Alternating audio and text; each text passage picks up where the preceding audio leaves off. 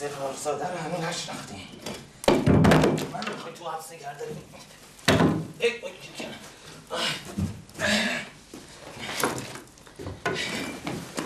هیچ کی نمیتونه استقرار زاده رو تو حبس نگه داره. حالا بهتون میگم.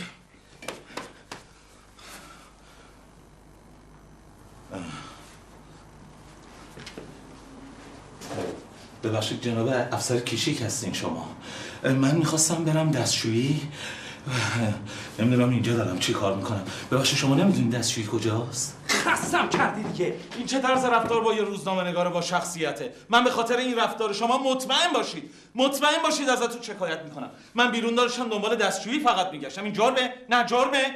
بر منو نگاه میکنه. یک لحظه ساکت میشید یا نه؟ ببینید آقای استقرارزاده، بنده از روز اول با شما درست برخورد کردم. کاری نکنید اون روی سگ من بالا بیاد بدم تا صبح آویزونتون کنم. حالا هم لطف کنید ساکت بشینید سر جاتون تا صبح بشه.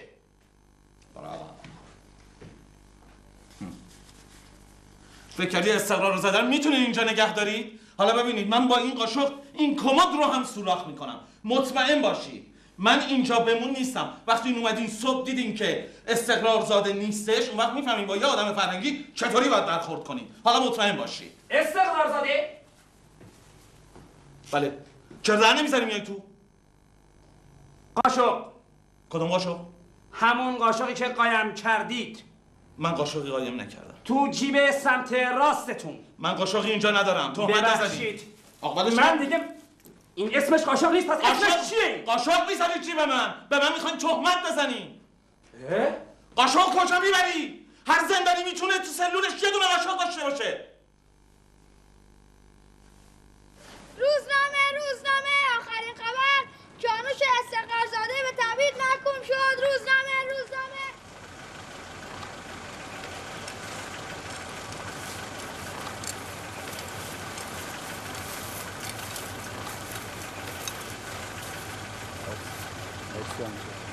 سربرای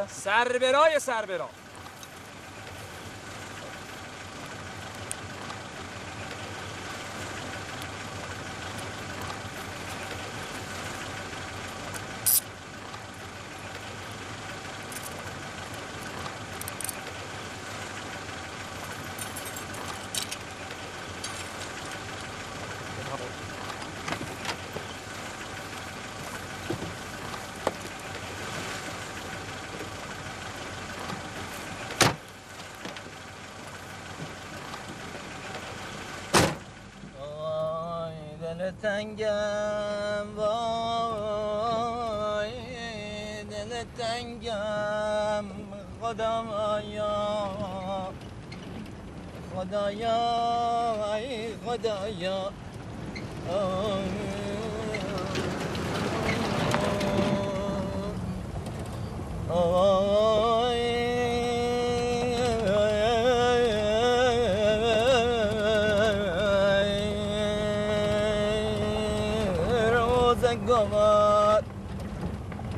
روزگار اگر میشه لطف کن استدعا دارم آواز نخون.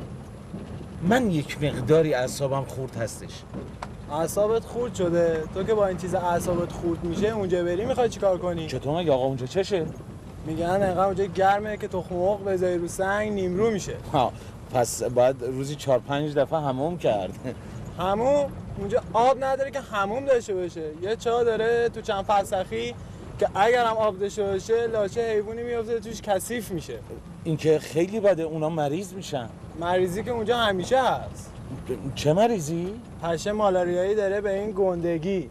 وبا هم که خب همیشه هست. اگر اینا رو بگیری دیگه جزام نمیگیری. جزام داره اونجا؟ آره اونجا جزام زیاده. چند موردم تا اون دیده شده. استدعا میکنم شما بخونید دوباره.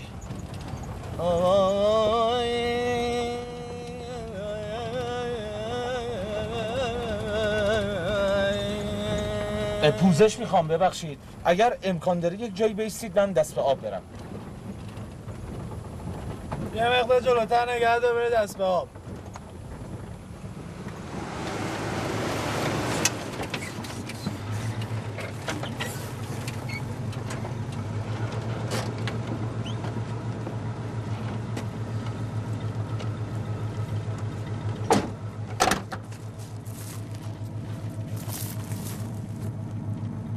برای چی وایسادی من نگاه میکنی؟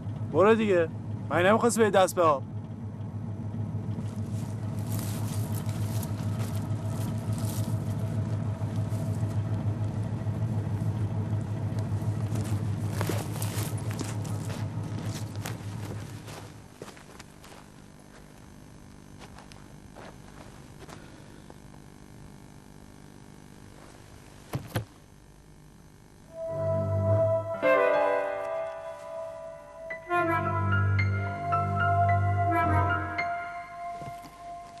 اسلحه هست. اینو باید به مقامات تحویل بدم. من معنی نداره. سلام علیکم. این اسلحه رو من اونجا پیدا کردم، همون جایی که منو فرستاد. اجازه بدین عرض کنم خدمتتون یه لحظه. از اونجایی که کار بنده به حوزه فرهنگ مربوط میشه، زیبنده بنده نیست به اسلحه گرم در انظار عمومی دیده بشم. به خاطر همین واسه اینکه حسن نیتم رو ثابت میکنم این اسلحه رو من میذارم همینجا باشه. ببخشید اگه باعث رعب و وحشت شدم، معذرت میخوام. ماشینم که روشنه. منم که رانندگی بلد نیستم. کجا بریم؟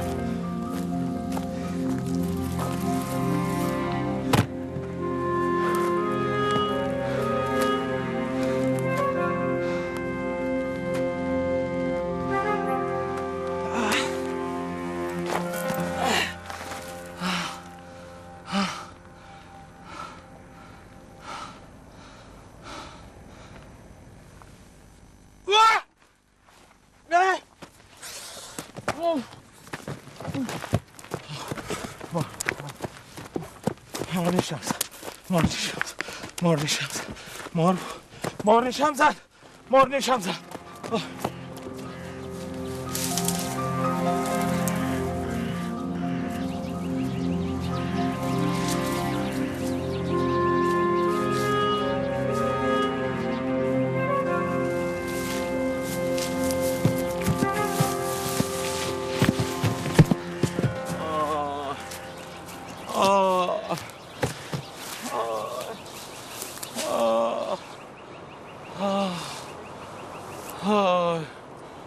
آی شقیقه ها.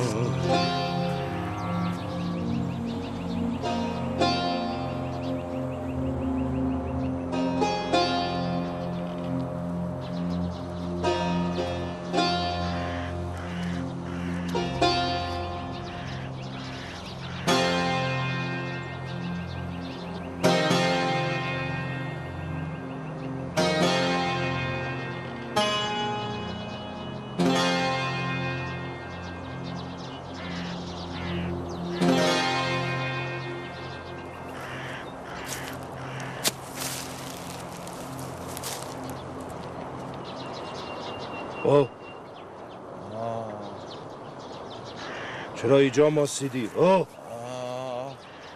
کمال شقیقه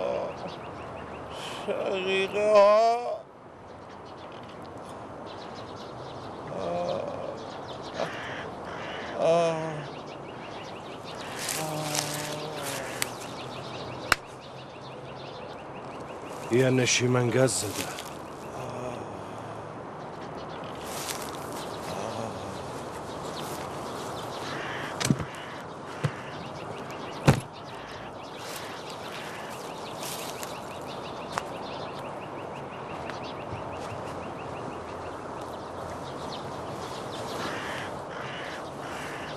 باشو بکن مخور.